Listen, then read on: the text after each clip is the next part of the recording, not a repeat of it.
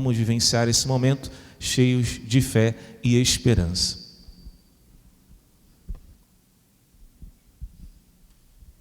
Então, quero agora convidar a senhora Nazaré, mãe do venerável Guido, para que possa nos dirigir algumas palavras.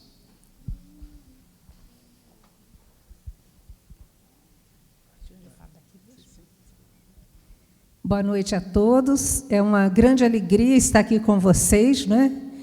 Essa igreja me fala muito ao coração. Eu vim para a cidade de Volta Redonda aos 3 anos de idade com minha família. Meus pais foram médicos aqui nessa cidade. E aqui, aos 8 anos de idade, eu fiz a minha primeira comunhão com o Padre Osvaldo. Aos 20 anos eu me casei, o celebrante foi o Padre Bernardo. Vinha sempre aqui às missas dominicais, né? E como a minha mãe era ginecologista obstetra, eu optei por ter os filhos com ela, ao lado dela. Então, os 3 nasceram aqui.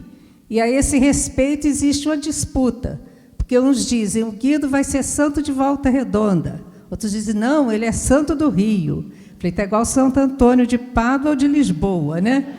Falei, gente, vamos parar com isso, ele vai ser o santo do estado do Rio, se Deus quiser, né?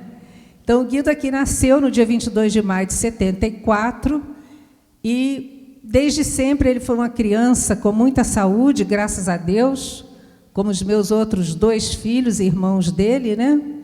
E ele cresceu como toda criança, brincando, alegre, e como nós éramos, eu morava no Rio de Janeiro, casei e fui para lá. Morávamos em Copacabana, então levava os filhos à praia de Copacabana para que eles pudessem brincar, tomar sol.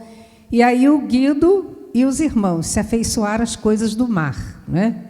O Guido e o Maurício se tornaram surfistas e a Ângela se tornou mergulhadora. Eram apaixonados todos 3 pelo mar. O Guido sempre gostou de esportes e esportes radicais. Ele gostava do surf, ele gostava de subir montanhas, ele gostava de ciclismo, e toda a vida também ele foi uma pessoa assim, dócil, meiga e estudioso, muito estudioso. Graças a Deus os 3, né?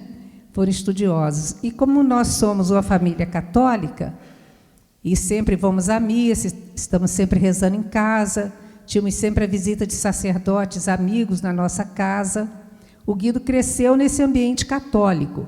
Mas também no ambiente de Copacabana, que vocês sabem que é um ambiente plural, né? Lá tem de tudo, muito turismo, muito hotel, muita loja, muito comércio.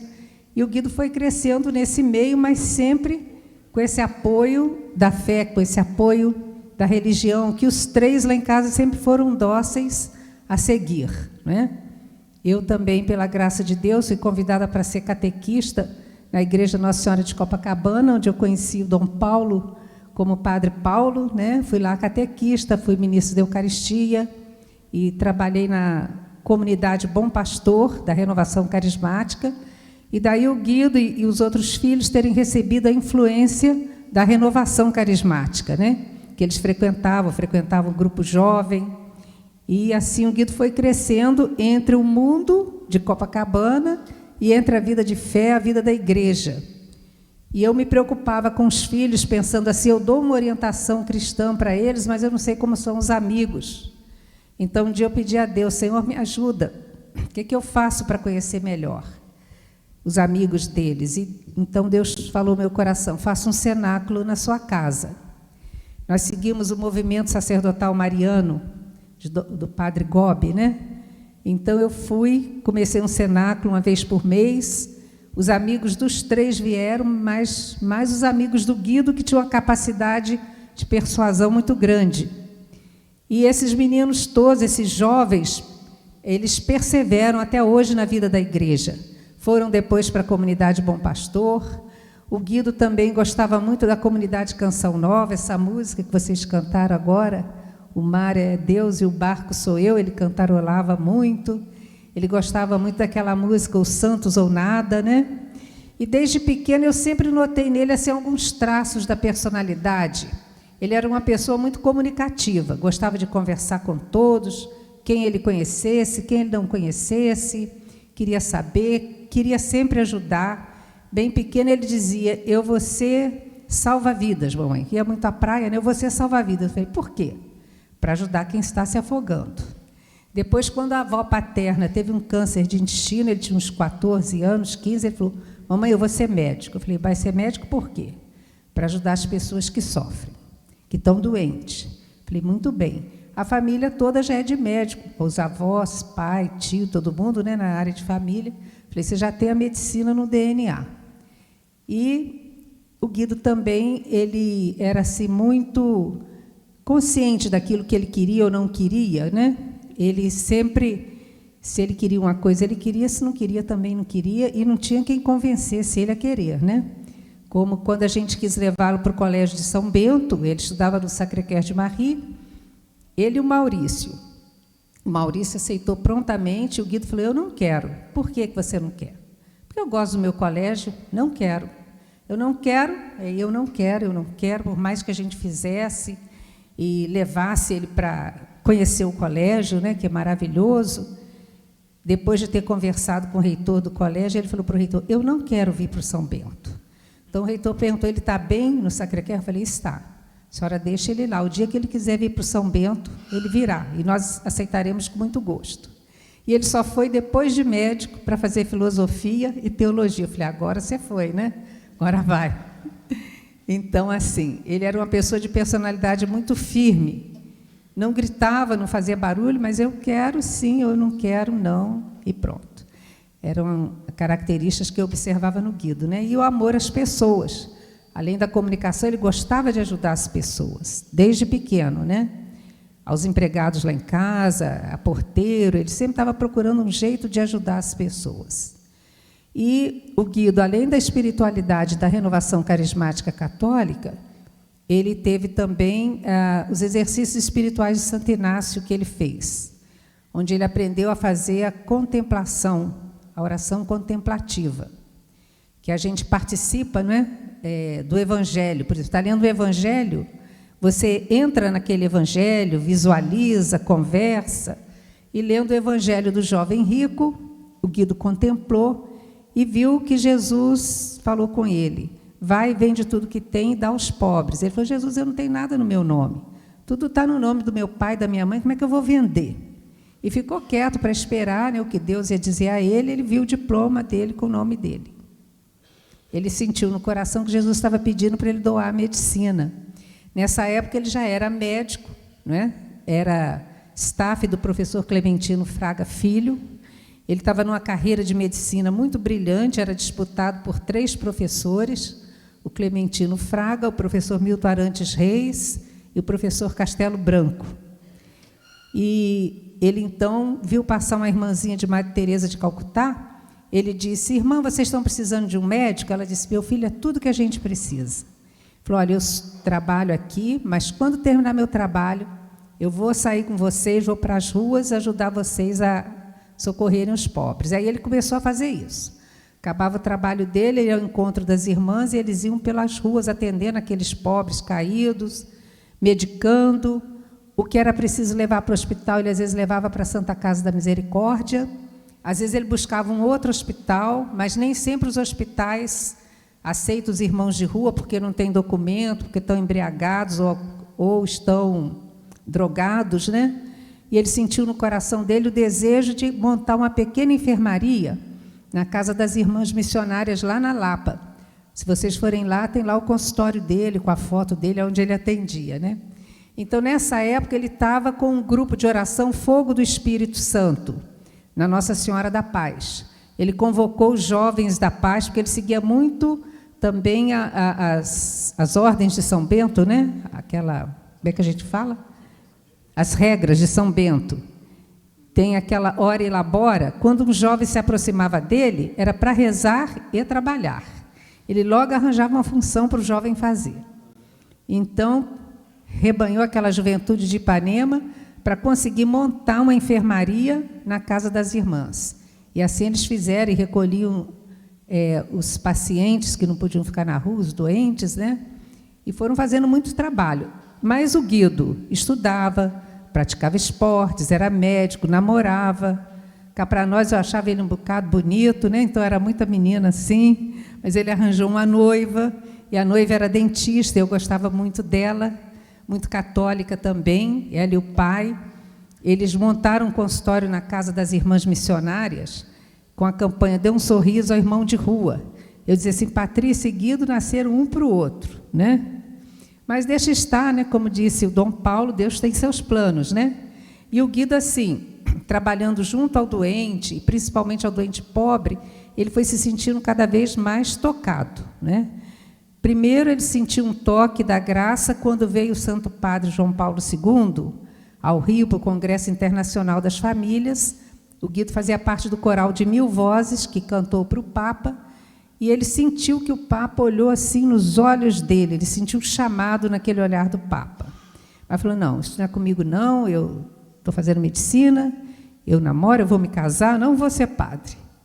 Mas o chamado foi persistindo com toda a suavidade, Deus foi chegando, né, ao coração dele, e principalmente através do cuidado do doente. Ele dizia, mamãe, para mim o doente é Cristo. Cada vez que eu me aproximo de um doente, eu ouço Jesus dizer ao meu coração, vinde bendito do meu Pai, porque eu estava doente e você me visitou. Então ele tinha assim, um carinho especial pelos doentes, um amor muito grande. Ele passava da hora do trabalho dele ali ao lado daqueles irmãos, né? E por isso também os doentes o amavam. Quando na Santa Casa foi dito que ele ia deixar de ser médico, ele ia se transformar, ia ser padre, né? Transformar não, ia entrar para ser padre, diz que muitos doentes choraram, falaram, vamos perder o nosso médico, não é possível. Mas, enfim, ele foi sentindo esse apelo cada vez maior, e quando no ano de 2000 nós fomos a Roma para o ano jubilar, né? Passar naquelas catedrais todas, fomos com Dom Homer, que foi um grande amigo dele, nosso amigo. Ele, de Roma, ele pediu a mim e ao pai que nós fôssemos à França, porque ele queria ir na Rue de Bac, onde Nossa Senhora apareceu, né? Santa Margarida Labouré. E depois ele quis ir a Lourdes.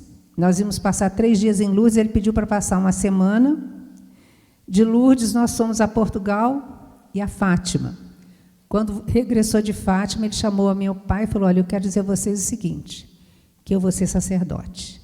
Há muitos anos eu venho sentindo esse apelo, mas eu venho resistindo, e agora, junto de Nossa Senhora, eu discerni, é esse o meu chamado, é esse o caminho que eu vou seguir. E o pai, então, logo disse a ele, meu filho, se você quer ser padre, seja o melhor padre possível. Eu falei, olha, menino, pensa bem que você pode estar enganado, hein? Você está encantado com Roma, com a Basílica de São Pedro, com o Papa. A vida de padre não é assim não, hein? Eu trabalhei com padre muitos anos.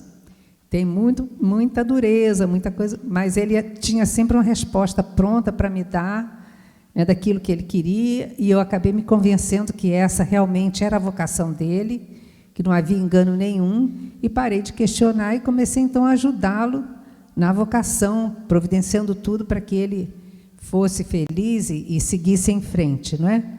E assim foi a vida do Guido, dedicada muito a Deus, dedicada muito ao próximo. Ele não media esforços, o que uma pessoa pedisse, ele fazia, como Dom Paulo falou, ele dava o que ele tinha no bolso, o do bolso acabou, ele tirava a camisa e dava, ou ele tirava o sapato e dava. Quando eu estive na Itália com ele, eu comprei, por exemplo, uma jaqueta de napa italiana, muito bonita, uma para ele, outra para o Maurício. E um dia a gente estava em Friburgo, um frio, né? E o Guido com um casaquinho muito simples. Eu falei, meu filho, põe a sua jaqueta de couro, está muito frio. Ele entrou, foi para o quarto, voltou com a mesma casaquinho, foi para lá, foi para cá. Porque, de vez em quando, eu estava passando um pito nele. Cada vez que eu abri o armário dele, estava mais vazio. Daqui um pouco você vai ficar igual o seu amigo São Francisco, você vai ficar nu, porque agora você não ganha mais dinheiro, vai dando as suas roupas. Ele falou, mãe, você tem coragem? Eu falei, tenho, que nada, né? Mas, enfim, ele foi, voltou. Aí eu falei, cadê a jaqueta? Ele falou, mãe, você me deu? Eu falei, dei. Então está dado, eu faço com ela o que eu quero, mãe. Eu falei, eu já sei o que você fez.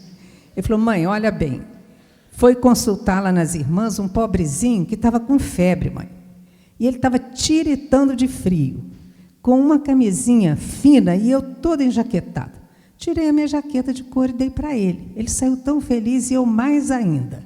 Porque, além de ajudar o irmão, eu quebrei a vaidade. Quando eu vestia essa jaqueta, eu ficava me achando muito bonito. Agora não tem mais jaqueta para me achar assim tão bonito, né? Então, assim, era o Guido. Era um coração muito generoso. A gente tem, assim, muitos testemunhos de pessoas a quem ele ajudou, né?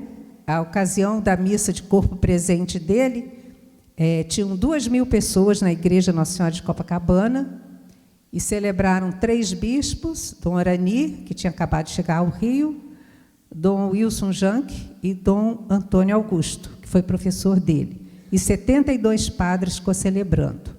Foi uma missa assim que, embora em meio àquela dor grande, né, Jorjão disse, não diga perda do filho, porque você não perdeu, você não sabe onde ele está. Eu falei, sei, Padre Jorjão, então não perdeu. Eu falei, mas perdi, um pouquinho eu perdi. Em meio àquela dor, mas parecia que eu estava no céu, sabe? Quando os seminaristas entraram cantando, eu creio na vida eterna, na feliz ressurreição, pareciam vozes de anjos cantando, sabe? E foi uma missa muito bela, e quando terminou, que o corpo dele saiu, o povo aplaudiu e começou a dizer santo, santo, e aí a gente era convidado para a missa em todos os lugares, sabe, do Rio de Janeiro, e as pessoas vinham nos contar, seu filho fez isso por mim, seu filho fez aquilo por mim, seu filho me acudiu nessa necessidade. Então a gente passou a ter uma visão maior do Guido, do que ele fazia até após a morte dele, porque ele não contava para a gente, né? Mas a gente sabia de alguma coisa, mas muita coisa a gente não sabia. E o que eu acho que sustentou o Guido na vida dele, que a vida dele, como a de todos nós, tem alegria, mas tem também tristezas, tem também perseguição, né? Ele sofreu perseguição também, e esse trabalho com os pobres, que é difícil, o que sustentou foi a vida de oração. O Guido, ele era de profunda oração. Todos os dias, quando acordava, a primeira coisa dele era ficar 1 hora em oração, ali em contemplação, depois a Santa Missa, que ele não perdia de forma alguma, podia ser o tempo que fosse, aonde estivesse, ele tinha que assistir a Santa Missa. Uma vez em Friburgo, eu disse, Guido, está muito frio, meu filho, assiste a missa pela televisão, porque de manhã cedo, lá nessa época, 4, 5 graus, né? Ele falou, mamãe, a missa pela televisão é uma bênção, mas não tem Eucaristia. Eu não posso passar um dia sem receber a Eucaristia. Então, ele ia, com todo o frio, com toda a dificuldade. A adoração ao Santíssimo Sacramento, ele fazia diariamente adoração, seguia a liturgia das horas, além de laudes, vésperas e completa, às vezes ele ainda fazia uma intermediária, e o terço, ele nunca deixou de rezar o terço, foi muito mariano toda a vida. Quando ele podia era o rosário, fazia também aquela oração, ofício da Imaculada. Eu me lembro um dia que ele chegou em casa, depois de um grupo de oração que ele foi, que ele tinha muito dom da palavra, era chamado a pregar, e já era assim 00:30. Aí eu vi que acendeu a luz da sala, eu falei, chegou o menino, chegou. Mas ele não entrava para o quarto. Eu falei, Guido, meu filho, vem dormir, 00:30, amanhã você acorda cedo. Não, mamãe, vou rezar as completas. Eu falei, garoto, você já completou tudo, vem dormir. Ele falou, não, mãe, você levanta e vem rezar completas comigo. Eu falei, mais essa. Então, fui lá rezar as completas com ele, e depois ainda tem uma jaculatória que ele fazia, ensinada pelo Luiz Grignon de Montfort, né, 100 vezes, depois das completas. Então, assim, foi uma vida de oração intensa, uma vida de muito amor ao próximo, às pessoas, né, e muito amor à palavra de Deus. O Guido teve assim uma memória privilegiada, e ele lia a palavra com tanto amor que aquilo tudo ficava na cabeça dele. Diz que lá no mosteiro de São Bento, quando eles precisavam saber onde estava um versículo, uma palavra, Guido, em que livro está isso assim? Ele dizia, livro tal, capítulo tal, ia lá, e era isso mesmo. Ele sabia, gente, os salmos de cor, todos eles. A liturgia ele praticamente decorou. Isso aí, como Deus deu, é graça de Deus, é de graça, não é? E a gente pode falar, foi graça de Deus para ele. E ele assim me dizia, um dia ele estava de folga no seminário, foi lá em casa, passou assim, me viu, estava sentada no sofá vendo a novela das 6. Ele olhou para mim e falou: mãe, você está vendo novela? Eu falei: menina, é a novela das 6, não tem nada demais. Ele falou: mãe, eu não acredito. Tem demais sim, você presta bem atenção. Agora eu vou te dizer uma coisa, você é pregadora da palavra lá no Bom Pastor, está perdendo seu tempo vendo novela? Eu falei: garoto, eu estou descansando, eu estou cansada, já corri muito hoje. Eu falei: descansa em Deus, pega o terço, vai rezar, não fica vendo televisão. Eu falei: quando é mesmo que você volta para o seminário, hein? Me conta. E assim a gente ia, né, convivendo. Eu agradeço a Deus por me ter emprestado o Guido por 34 anos, né? Que ele foi um testemunho muito grande para a minha vida, também para a vida da família, não é? Pelo amor dele ao próximo, o amor dele a Deus. E é tão interessante que uma semana antes dele morrer, que foi uma morte acidental, ninguém esperava, né? Eu fui à comunidade Bom Pastor, que eu precisava falar com alguém lá, e aí eu vi um livro assim, Até Nos Revermos no Céu, do Anselm Green, tudo do Anselm Green eu gosto de ler. Falei: eu vou comprar Até Nos Revermos no Céu para dar para o meu irmão José, que nós tínhamos há 1 ano perdido a nossa mãe, e o José, ela faleceu com quase 91 anos, e o José fica assim: eu não me conformo que a minha mãe morreu, eu não me conformo, eu queria minha mãe aqui. Falei: eu vou comprar esse livro e dar para o José. Mas eu cheguei em casa, eu decidi ler. Falei: antes que eu vá à Volta Redonda, eu leio. Aí fui ler, e ele te ensina a vivenciar o luto. Eu não sabia que dali 1 semana ia passar por um luto tão forte, né? Então, eu entendo isso como uma delicadeza de Deus, que Ele preparou meu coração para esse momento. E muitas coisas que Anselm Green diz, ele ensina a gente a pensar o que Deus quis me dizer com a vida dessa pessoa. Então, eu fiquei pensando o que Deus quis me dizer com a vida do Guido. Ele quis dizer que, em primeiro lugar na nossa vida, tem que ser Deus. Deus era o primeiro na vida do Guido, sempre Deus e, consequentemente, os irmãos, né? E porque a fé dele era uma fé encarnada, né? Se traduzia em amor aos irmãos, em quem ele via o próprio Deus. Então, agradeço muito a Deus por ter me dado o Guido por 34 anos. Amém?